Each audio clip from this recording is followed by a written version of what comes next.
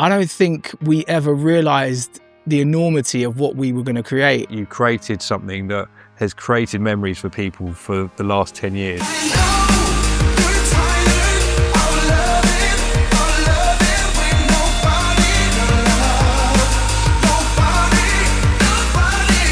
Hey, this is Cam from Sigma. Hey, this is Joe from Sigma, and this is the story of Nobody to Love.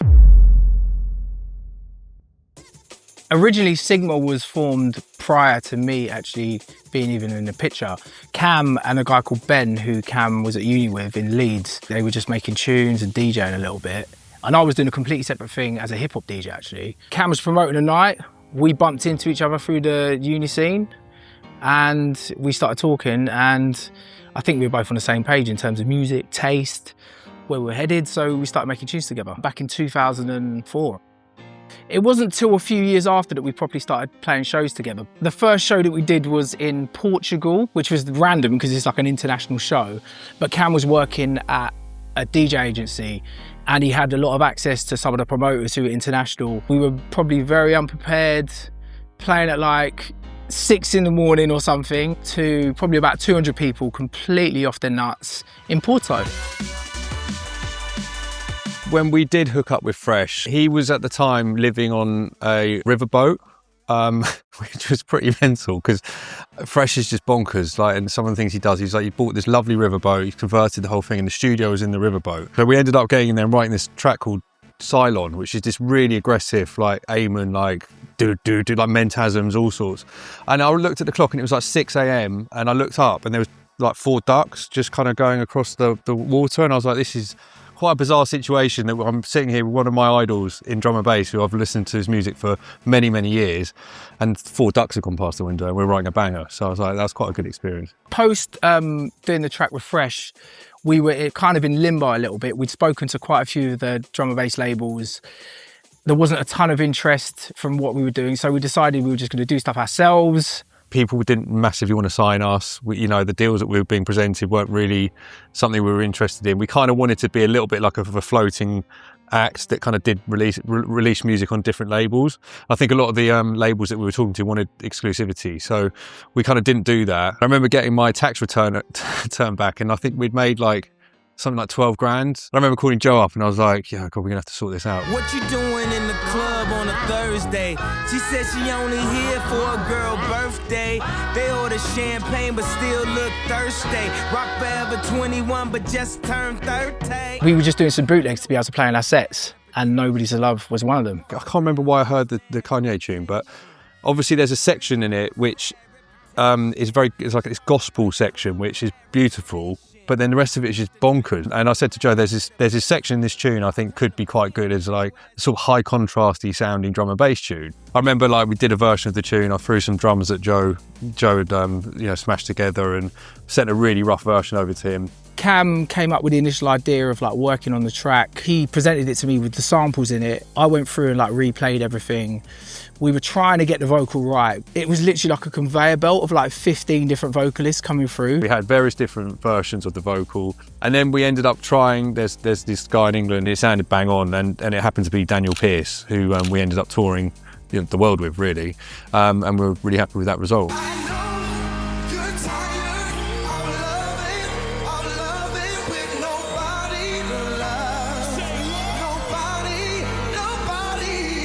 We were like, should we just send it to Annie Mac? We're like proper rogue, like no label, nothing, So we sent it to Annie. She was in the library at the time, and I remember her saying, this is amazing, I almost fell off my chair. Do you mind if I play it on the radio tonight? And we were like, yeah. And obviously we had no understanding of like the importance of pluggers and the things you have to go through to try and get tunes on the radio. So obviously that night she played it first tune on the radio on her Annie Mac show. And then on the Monday, Nick Grimshaw played it first tune on the breakfast show. And we were just like, okay, this is quite big, because this was just a free download for us. We were just trying to grab some email addresses at the time. And the record label called us up and they were like, guys, what the fuck are you doing? Like, this is the biggest tune you've ever written and you're just giving it away for free. Sort your lives out, take it offline right now. So that's when it got signed to 3 Beat. There weren't that many labels really like interested in us at the time for whatever reasons. It was mainly 3 Beat we were talking to, and we respected the fact that they believed in us as well. So we obviously wanted to work with a label that you know, saw something in what we were doing, which was important to us. It felt like quite a big moment because then obviously like Shazam was playing such a role in music back then. I think it got to like number 4 in the Shazam chart off of like one radio play. So I think at that point, everyone was aware of like the enormity of what that record was going to become.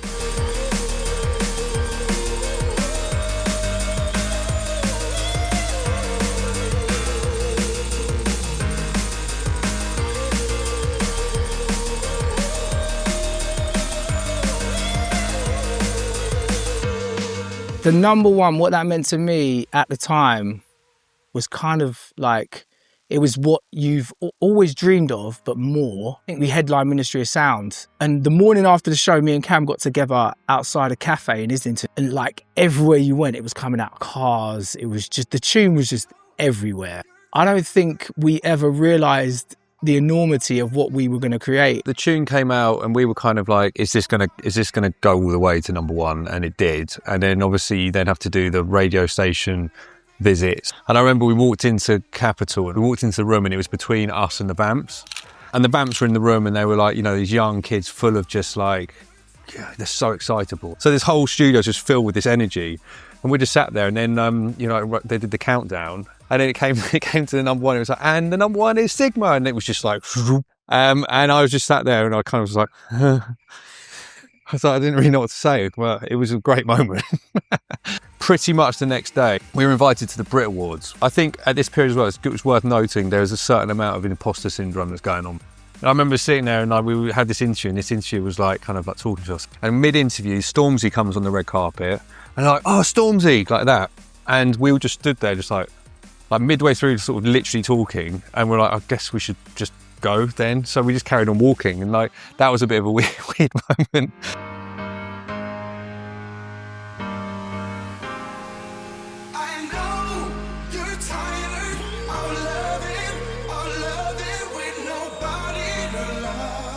So I guess the whirlwind of what occurred after Nobody to Love, probably the next like 5 years, it started off, we started to get interest from promoters and we were getting booked at events that we probably never would have got booked at. We were able to put together a live band, perform those songs live because there was such demand for it. So I think it started off when we started quite small. Eventually, like 5 years on from that, we went to headline of Royal Albert Hall, which was like, I feel like that's the one tick list as an artist that you want to kind of achieve, right? So we bought like a 5-piece orchestra, all singing and dancing, which was absolutely amazing. And we've gone to perform on the biggest stages in the world. Like we were on the main stage with Paloma Faith at Glastonbury. We've headlined so many festivals across the world. And yeah, we're just gassed for the opportunities that we've created for ourselves and hope that someone else can do that and follow in our footsteps. We never wanted to necessarily have a number 1. We never wanted to be pop stars. I think that when the moment came where we had the success, we jumped on it. We did everything we could in that moment, you know, to reach out to the kind of writers like TMS, who are some of the best in the world, and use this opportunity to really sort of make something of it and create a career that we've always wanted. Every time we play that tune now, it will be the biggest tune in the set. And those moments are very hard to replicate. You created something that has created memories for people for the last 10 years. And the amount of people that have come up to us and said, the summer that tune came out was one of the best summers of my life. Obviously not probably because of our tune, but the experiences they had that created like some sort of moment for them. And, you know, they got married or like something, you know, and those kind of stories for us is like, that's what it's all about. In some ways, I feel like you have these little periods of time where you're like, oh, I've got to play that tune again. But like when you play it and you see the reaction still to this day, you've got to love it. Do you know what I mean?